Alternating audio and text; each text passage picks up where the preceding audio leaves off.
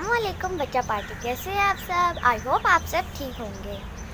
तो आज मैंने सोचा कि आपको बारिश का मौसम दिखाया जाए जो इतना शानदार हो रहा है। और ये देखिए ज़रा,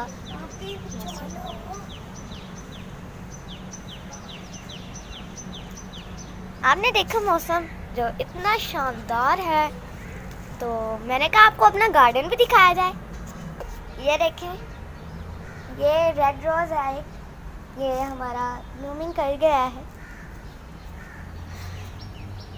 ये वाला मोतिया है जो ये भी ब्लूमिंग कर गया है, ये उग रहा है और ये थोड़े दिनों में कर जाएंगे, उग जाएंगे, खिल जाएंगे। और ये मेरा लेमन ट्री है, ये लेमन ट्री है मेरा, और इसमें हमने मैंगोज़ उगाए हैं, मगर ये भी 2-3 दिनों में उग जाएंगे।